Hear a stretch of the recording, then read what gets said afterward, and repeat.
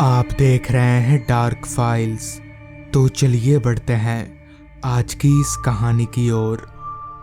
दुर्गा पूजा का समय चल रहा था। अष्टमी यानी 8वीं नवरात्रि के दिन शाम को मैं, दादाजी और मेरा छोटा भाई जीत, हम तीनों गांव में ही घूम घूम कर दुर्गा पूजा का मंडप देखने निकले थे। दादाजी की उम्र करीब 70 साल के आसपास की रही होगी, मगर फिर भी दादाजी एकदम टंच हैं। बड़े से बड़ा काम भी वो चुटकियों में कर लेते हैं। रात होते होते हमने गांव के तकरीबन सारे दुर्गा मंडपों को देख लिया और वापस घर लौटने लगे। मगर पता नहीं क्यों दादाजी आज सुबह से ही थोड़े उदास से लग रहे थे। उनका चेहरा उतरा हुआ था। खैर, घर पहुंचकर हमने हाथ मुंह धोया और खाना पीना करके एक ही कमरे में एक ही बिस्तर पर जाकर लेट गए। बिस्तर पर लेटते ही मेरे छोटे भाई जीत ने दादाजी से कहा, दादाजी कोई कहानी सुनाइए ना, भूत वाली। इस पर दादाजी बोले, कहानी? ठीक है, सुनो फिर, लेकिन डरना मत। हालांकि मुझे कहानी वगैरह में कोई खास दिलचस्पी नहीं थी, पर अगर कोई कहानी सुनाता है तो मैं सुन लेता हूँ। आगे दादाजी ने बताना शुरू किया। बात आज से तकरीबन 45 साल पुरानी है। उन दिनों अभी की तरह मोबाइल फ़ोन या बिजली वगैरह नहीं हुआ करता था। उस वक्त किसी से बात करने का एकमात्र साधन खत ही था, और अगर रात में किसी को कुछ काम पड़ जाए या कहीं जाना पड़ जाए तो लालटेन या टॉर्च के अलावा और कोई चारा नहीं था। उस रोज भी दुर्गा पूजा का ही समय चल रहा था। मेरी नई नई शादी हुई थी। पत्नी पिछले 2 महीनों से अपने मायके में थी। हालांकि मन तो मेरा भी कर रहा था उसके साथ जाने का, मगर मैं जहाँ काम करता था वहाँ से मुझे छुट्टी नहीं मिल पा रही थी। मैंने तय किया नवरात्रि के दिनों में जब काम से छुट्टी मिलेगी तब कुछ दिनों के लिए अपनी पत्नी के मायके चला जाऊंगा। कुछ ही दिनों में वो वक्त भी आया। नवरात्रि आते ही मुझे काम से छुट्टी मिल गई और मैं अपना बोरिया बिस्तरा लेकर निकल पड़ा अपनी पत्नी के मायके जाने के लिए। दोपहर के 3 बजे मैंने अपने यहाँ से ससुराल जाने के लिए ट्रेन पकड़ा। ट्रेन में मुसाफिरों की भीड़ काफ़ी ज़्यादा थी, क्योंकि नवरात्रि में बाहर काम करने वाले सभी लोग अपने अपने घर लौट रहे थे। खैर, जैसे तैसे ट्रेन में करीब 5 घंटों का सफ़र तय करने के बाद, यानी रात के ठीक 8 बजे मैं ट्रेन से उतरा। ट्रेन से उतरकर मैंने एक नज़र स्टेशन को अच्छे से देखा। हालांकि स्टेशन पर 2-4 भिखारी ज़रूर थे, मगर मुसाफिर एक भी नहीं था। मैं जिस बक्से में अपना कपड़ा वगैरह लेकर आया था वो लोहे का बक्सा इतना भारी था कि मैं उसे उठाकर ज़्यादा देर तक खड़ा नहीं रह पा रहा था। खैर, जैसे तैसे मैं उस बक्से को उठाकर स्टेशन से बाहर निकलने लगा। अभी मैं स्टेशन से बाहर जाने के लिए 2 कदम चला ही था कि तभी किसी ने पीछे से मेरे कंधे पर हाथ रखा। मैं पीछे मुड़ा तो पाया कि एक हट्टा कट्टा जवान लड़का, उम्र यही कोई 24-25 साल की रही होगी, वो मेरे सामने हाथ फैलाकर भीख मांग रहा था। ये देखकर मुझे बड़ा गुस्सा आया कि इतना हट्टा कट्टा जवान लड़का काम करने के बजाय भीख मांग रहा है। जिस पर मैंने उस लड़के से कहा, तुम्हें शर्म नहीं आती ऐसे भीख मांगते हुए?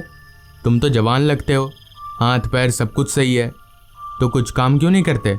ऐसे अच्छा लगता है भीख मांगने में? इस पर वो लड़का बोला, क्या करे साहब, सुबह से कुछ नहीं खाया।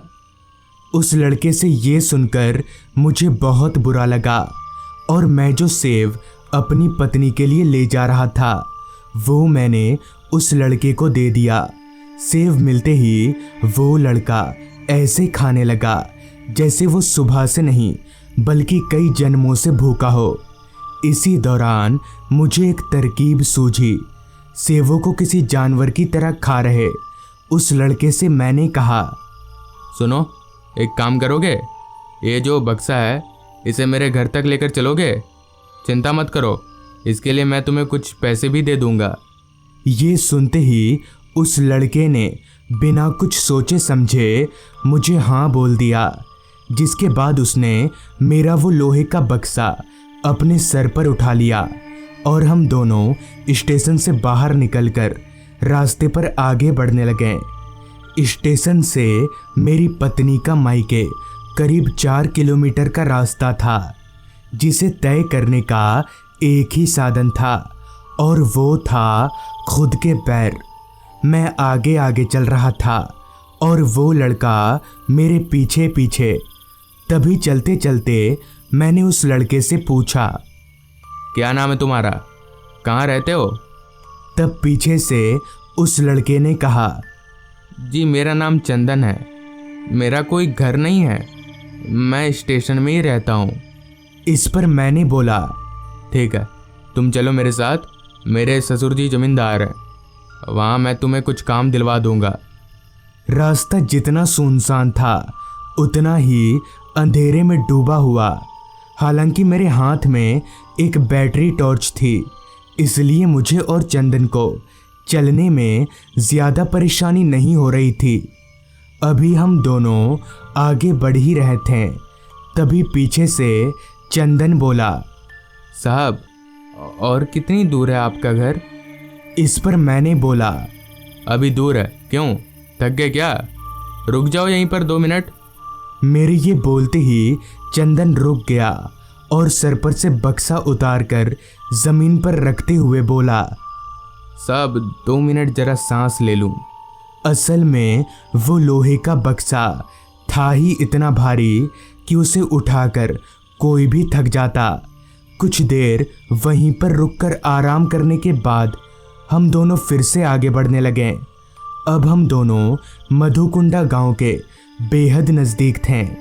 बस एक छोटा सा जंगल पार करते ही गांव आ जाएगा। कुछ देर चलने के बाद हम दोनों उस जंगल में दाखिल हुए। रात के अंधेरे में जंगल बड़ा डरावना लग रहा था, मगर हम 2 जने थे, इसलिए डरने वाली कोई बात नहीं थी। थोड़ी देर बाद हम दोनों उस जंगल से बाहर निकले। जंगल से बाहर निकलते ही चांद की रोशनी में छोटा सा मधुकुंडा गांव दिखाई पड़ने लगा। गांव बहुत छोटा था, यहाँ तक कि गांव के घरों की संख्या इतनी कम थी कि सारे घरों को उंगलियों में गिना जा सकता था। नवरात्रि शुरू हो चुकी थी, मगर गांव की हालत देखकर ऐसा लग नहीं रहा था। ना तो किसी के घर के बाहर मशाल जल रही थी और ना ही रास्ते पर कोई आदमी दिख रहा था। पता नहीं क्यों सब कुछ बड़ा अजीब सा था। ऐसा लग रहा था जैसे इस गांव में कोई रहता ही ना हो। ऊपर से एक अजीब सी सड़ी हुई सी दुर्गंध ने नाक में दम कर रखा था। ऐसी बदबू जैसे कोई जानवर मर गया हो। अभी मैं इधर उधर देखते हुए चल ही रहा था कि तभी इतनी देर से शांत चंदन बोला, साहब इस गांव में कोई रहता नहीं है क्या? इस पर मैंने बोला, नहीं, लोग तो रहते हैं, अभी दिख क्यों नहीं रहे पता नहीं। पूरे रास्ते हमें एक भी आदमी नहीं दिखा। हम दोनों जब मेरे ससुर जी के घर के पास पहुँचे तो मैं दंग रह गया, क्योंकि इतने बड़े घर में एक भी लाइट नहीं जल रही थी। सारा कुछ अंधेरे में डूबा हुआ था। खैर मैं और चंदन हम दोनों घर के अंदर दाखिल हुए। घर के अंदर गहरी खामोशी और सिर्फ अंधेरा था। बस जो थोड़ी बहुत रोशनी थी वो मेरी टॉर्च से निकल रही थी। घर में किसी को भी ना पाकर मैंने अपनी पत्नी को आवाज़ लगाया। 2-4 बार आवाज़ लगाने पर मेरी पत्नी तो नहीं मगर हाँ, घर के एक कोने से मेरे ससुर जी निकलकर मेरे पास आए और बोले, अरे दामाद जी, आप आइए आइए, आपने बताया नहीं कि आप आने वाले हैं। इस पर मैंने बोला, नहीं बस आ गया। इतना बोलकर मैंने सोचा ससुर जी के पैर छूकर आशीर्वाद ले लेता हूँ। लिहाजा मैंने झुककर अपने हाथ को ससुर जी के पैरों की ओर बढ़ाया। तब टॉर्च की रोशनी में मुझे जो दिखा उसे देखकर मेरा रोम रोम कांपने लगा। मैं ठिठक कर पीछे हट गया क्योंकि मेरे ससुर जी के पैर पीछे की ओर मुड़े हुए थे, यानी उल्टे थे। मैंने अपनी निगाहों को ससुर जी के पैरों पर से हटाकर उनके चेहरे पर डाला तो उनका चेहरा देखकर मेरी आंखें फटी की फटी रह गईं। उनकी आंखें एकदम सफ़ेद थीं और चेहरा इंसानों से एकदम अलग। तभी ससुर जी ने हंसते हुए कहा, क्या हुआ दामाद जी, बाकियों से नहीं मिलेंगे? उनकी ये आवाज़ सुनकर मैं वहाँ ज़्यादा देर तक रुक नहीं सका। मैं उस घर से निकलकर भागने लगा। मेरे पीछे पीछे चंदन भी भागा। हम दोनों भागकर मधुकुंडा गांव से थोड़ी दूरी पर बसे वीरभद्र गांव में पहुँचे और वहाँ के लोगों को सारी बात बता दी, जिस पर उन्होंने बताया कि दरअसल महीना भर पहले मधुकुंडा गांव में पता नहीं कैसे कोलेरा बीमारी फैल गई और गांव के लोगों के लापरवाही की वजह से पूरा गांव बीमारी के चपेट में आ गया। यहाँ तक कि मेरे ससुर जी यानी ज़मींदार और उनका पूरा परिवार कोलेरा ग्रस्त होकर मारा गया और गांव के बहुत से घरों में अभी भी लोगों की लाश सड़ रही है। ये सब सुनकर मैं वहीं फूट फूट कर रोने लगा क्योंकि इस महामारी में मैंने अपनी पत्नी को भी खो दिया था और मेरे पास सिर्फ मेरा 1 साल का बेटा ही बचा, जिसे मैं अपनी माँ के पास छोड़कर यहाँ आया था। कहानी ख़त्म होते ही जब मैंने दादाजी की ओर देखा तो उनकी आंखें नम थीं। तो दोस्तों, ये थी आज की कहानी। अगर आपको ये कहानी अच्छी लगी हो तो चैनल को ज़रूर सब्सक्राइब कर लें। तो मैं आपका दोस्त आर्यन जल्दी ही मिलूँगा आपसे ऐसी ही एक कहानी के साथ। कार चलाते वक्त मैंने जब अपनी निगाहें घड़ी की ओर घुमाई तो वक्त हो रहा था रात के 8 बजे का, जिस कारण आसमान का रंग भी एकदम काला पड़ चुका था और हाईवे पर गाड़ियों का काफिला भी काफ़ी कम हो गया था। दरअसल आज शाम को चाचा जी का कॉल आया था। मैंने जब कॉल रिसीव किया तो चाचा जी ने कहा, पवन, दादाजी की तबीयत कुछ ठीक नहीं है, हम लोग उन्हें लेकर हॉस्पिटल जा रहे हैं, तुम पापा के साथ जल्दी यहाँ पहुँचो। चाचा जी की बात सुनने के बाद मैंने सारी बात पापा को बताई, जिसके बाद मैं और पापा कार लेकर गांव जाने के लिए निकल पड़े।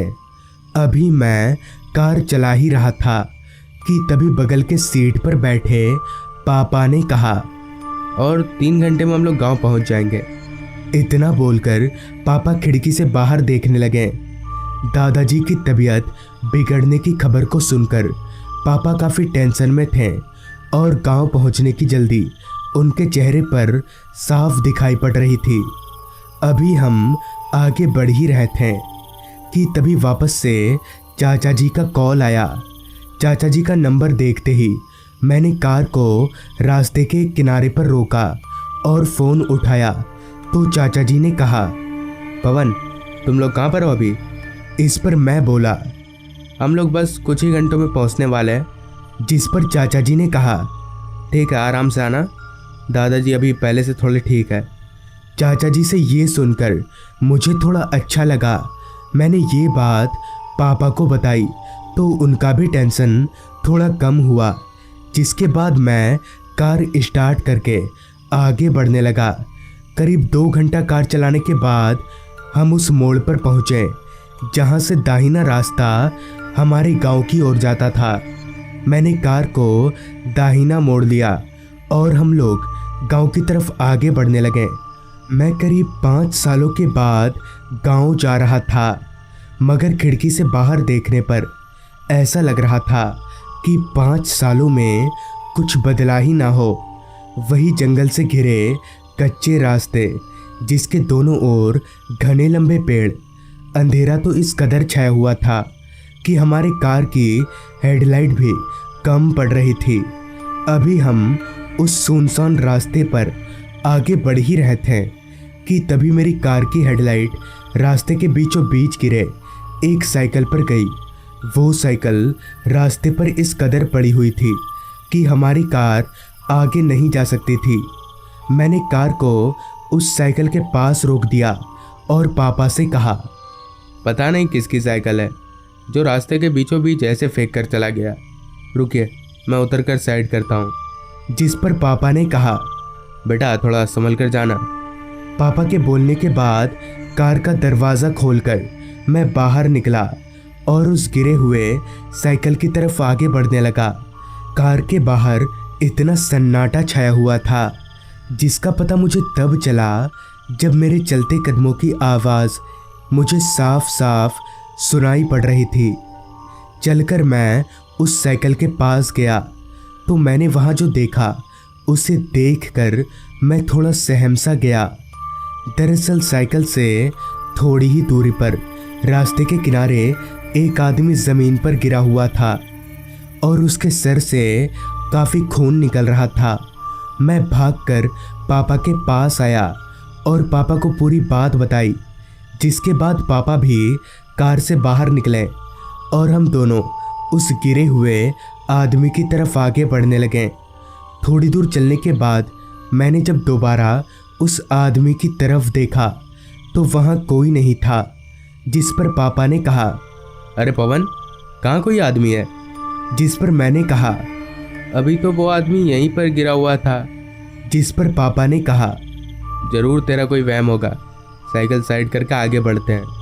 मैं भी अब उस बात पर उतना ध्यान ना देकर रास्ते के बीचों बीच गिरे हुए साइकिल को साइड करने लगा और कार को आगे बढ़ा दिया। मगर कहीं ना कहीं मेरे जहन में कुछ अजीब सा जरूर लग रहा था, क्योंकि मैंने उस आदमी को रास्ते के किनारे अपनी आंखों से देखा था। फिर वो आदमी गया तो गया कहाँ। अभी मैं कार चला ही रहा था कि तभी हमारी कार की डिग्गी में से एक अजीब सी आवाज़ आने लगी, मानो कोई अंदर से हमारी कार की डिग्गी को बजा रहा हो। मैं झट से कार को एक साइड में रोका और पापा के साथ कार से नीचे उतरकर पीछे गया तो वो आवाज़ और ज़ोर हो गई। अब मैं थोड़ा सहम गया था और मेरी हिम्मत नहीं हो रही थी कि मैं डिग्गी खोलकर देख सकूं। अभी मैं खड़े खड़े सोच ही रहा था कि तभी पापा ने एकदम से डिग्गी खोल दिया, जिसके बाद अंदर का नज़ारा देखकर हम दोनों के रोंगटे खड़े हो गए। दरअसल डिग्गी के अंदर कोई इंसान नहीं, बल्कि चारों तरफ खून ही खून फैला हुआ था। मगर हमारी डिग्गी में इतना सारा खून आया तो आया कैसे? अब हम दोनों को लगने लगा था कि ज़रूर दाल में कुछ काला है, लिहाजा हम दोनों और बाहर ना रुककर कार के अंदर आए और कार को स्टार्ट करके आगे बढ़ाने लगे। मुझे अंदाज़ा हो गया था कि हम दोनों बड़ी मुसीबत में फंस चुके हैं। अभी मैं कार भगा ही रहा था कि तभी काफ़ी तेज चल रही कार की खिड़की पर किसी ने दस्तक दी। मैंने जैसे ही खिड़की की ओर देखा तो मैं डर से कांपने लगा। मेरी दिल की धड़कनें बुलेट ट्रेन से भी तेज दौड़ने लगी। दरअसल खिड़की पर एक खून से सना हुआ हाथ था जो बार बार खिड़की को पीटे जा रहा था। मैं जैसे ही उस हाथ को दिखाने के लिए पापा की तरफ मुड़ा तो मेरा कांपता शरीर और ज़ोर ज़ोर से कांपने लगा, क्योंकि मेरे बगल वाली सीट पर कोई नहीं था। मगर ऐसा कैसे हो सकता है? पापा तो अभी अभी मेरे बगल में ही थे। अब मुझे समझ नहीं आ रहा था कि मैं करूं तो करूं क्या, कि तभी पीछे वाली सीट से एक आवाज आई। आज तुम लोगों को मारकर मेरा बदला पूरा होगा। ये आवाज सुनने के बाद मैं जैसे ही पीछे पलटा तो मेरे होश उड़ गए। दरअसल ठीक मेरे पीछे वाली सीट पर वही आदमी बैठा हुआ था जिसे मैंने थोड़ी देर पहले रास्ते के किनारे जख्मी हालत में देखा था, मगर अब उस आदमी का चेहरा बिल्कुल बदल चुका था। उसकी शक्ल मौत से भी ज़्यादा डरावनी थी।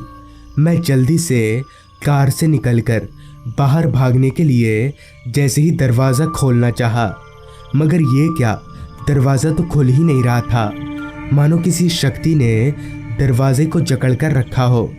अभी मैं भागने की कोशिश कर ही रहा था कि तभी उस आदमी ने एकदम से मेरा गला पकड़ लिया और घसीट कर मुझे कार से बाहर ले आया और एक भारी सी आवाज़ में बोला, आज तुम्हें मेरे हाथों से मरने से कोई नहीं बचा सकता।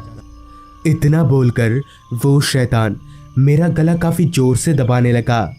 मैं अपने बचने की उम्मीद खो चुका था कि तभी दूर से मुझे एक बाइक आती दिखी।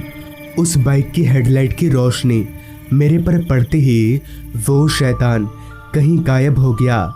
फिर वो बाइक मेरे पास आई तो उसमें मेरे चाचा जी थे। चाचा जी मुझे देखकर ही समझ गए कि मेरे साथ हुआ क्या है।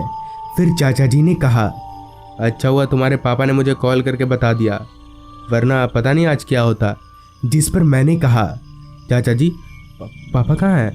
जिस पर चाचा जी ने कहा, पापा काफ़ी पीछे ही छूट गए हैं। उस शैतान के छलावे के कारण तुम्हें ऐसा लगा कि तुम्हारे पापा कार में हैं। जिसके बाद मैं और चाचा बाइक पर बैठकर उस जगह पर पहुँचे जहाँ पापा को देखकर मेरी जान में थोड़ी जान आई, मगर मुझे ये समझ नहीं आ रहा था कि उस शैतान ने ये क्यों कहा कि मुझे मारकर ही उसका बदला पूरा हो जाएगा।